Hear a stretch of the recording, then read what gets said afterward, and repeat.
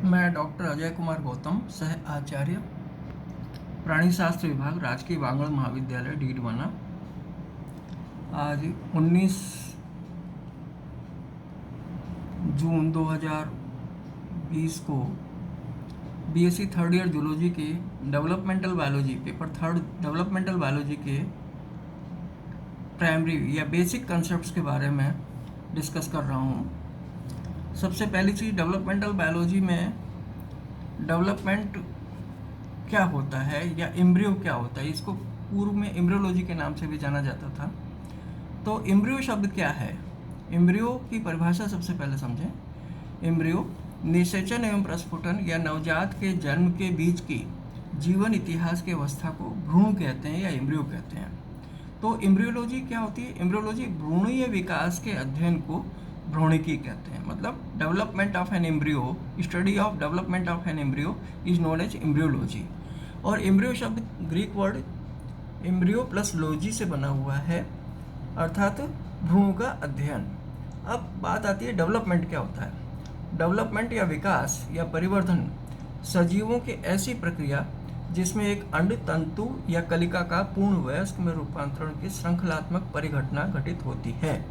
ये तो होता है डेवलपमेंट। और डेवलपमेंट को दो भागों में डिवाइड किया गया है। एक होता है ऑन्टोजेनिक डेवलपमेंट और दूसरा होता है फाइलोजेनिक डेवलपमेंट। तो ऑन्टोजेनिक को भी दो भागों में डिवाइड किया है, एक डायरेक्ट डेवलपमेंट और दूसरा होता है इनडायरेक्ट डेवलपमेंट। डायरेक्ट डेवलपमेंट में लार्वा अवस्था नहीं बनती है और इनडायरेक्ट डेवलपमेंट में लार्वा अवस्था बीच में बनती है। तो ऑन्टोजेनिक डेवलपमेंट क्या होता है? ऑन्टोजेनिक डेवलपमेंट का मतलब डेवलपमेंट ऑफ एन इंडिविजुअल, एक स्पीसीज के विकास को,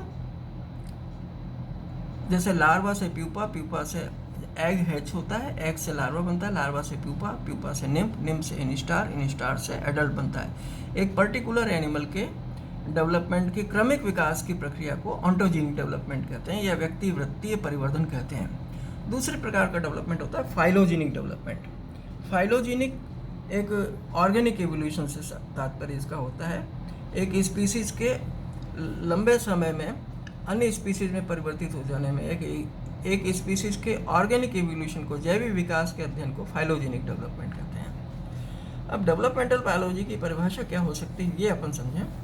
ऐसी प्रक्रिया के अध्ययन को कहते हैं जिसके द्वारा जीवधारी अपने संपूर्ण जीवन काल में संरचनात्मक तथा कार्यकीय प्रगतिकारी क्रमबद्ध परिवर्तनों के द्वारा गुजरते हैं। बहुत अच्छी परिभाषा है।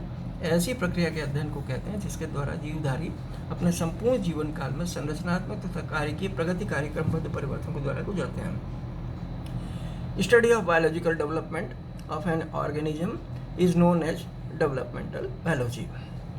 अब एक टर्म आती है जिसको कहते हैं ब्लास्टोजेनेसिस, कोरक जनन हिंदी में इसको कहते हैं। Development through an asexual reproduction, अलैंगिक जनन के द्वारा विकास को या परिवर्तन को ब्लास्टोजेनेसिस कहते हैं। और एम्ब्रियोजेनेसिस क्या होता है? Development through sexual reproduction is known as embryogenesis. लैंगिक जनन के द्वारा जो परिवर्तन होता है उसको एम्ब्रियोजेनेसिस कहते हैं, भ्रूण जनन कहते हैं। इसी प्रकार से अब एक टर्म आती है हर्मीफ्रोडाइट, उभयलिंगी। कुछ जंतुओं में नर व मादा जननांग एक ही जंतु पर पाया जाता है। ऐसे जंतु उभयलिंगी या मोनोसिस कहलाते हैं। यदि दोनों लिंग अलग अलग हैं तो ऐसे जंतु द्विलिंगी या डायोसिस कहलाते हैं। एक टर्म होती है प्रोटोस्टोम्स या आद्यमुखी। प्रोटो का मतलब अर्ली, स्टोम्स का मतलब माउथ। तो इसकी परिभाषा क्या होगी? ब्लास्टोपोर द्वारा coelenterates, annelids, arthropods and mollusc में माउथ बनता है। कहाँ पर बनता है? ब्लास्टोपोर के स्थान पर माउथ बनता है। ऐसे जंतुओं को प्रोटोस्टोम्स कहते हैं।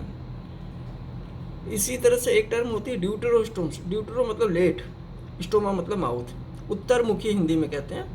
इकाइडोडर्म्स कॉर्डेट्स में ब्लास्टोपोर के स्थान पर या उसके निकट एनस बनता है तथा माउथ अन्यत्र बनता है, अतः इन्हें ड्यूटेरोस्टोम्स कहते हैं। इसी प्रकार से लार्वा की परिभाषा भी एक इम्पॉर्टेंट चीज़ होती है। लार्वा क्या होता है?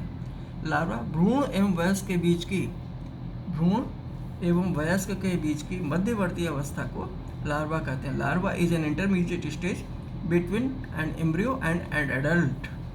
इसी पर लार्वा डेवलपमेंट अपूर्ण रह जाने के कारण बनता है। लार्वा बनता क्यों है? लार्वा डेवलपमेंट के परिवर्तन के अपूर्ण रह जाने के कारण बनता है। एक और इम्पॉर्टेंट बहुत इंपॉर्टेंट टर्म है जिसको कहते हैं फ्री मार्टिन्स, ये भी समझनी आवश्यक होती है।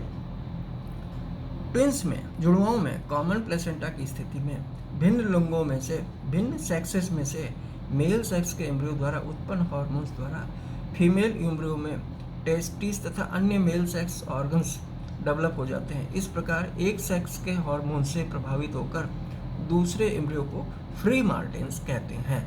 Thank you.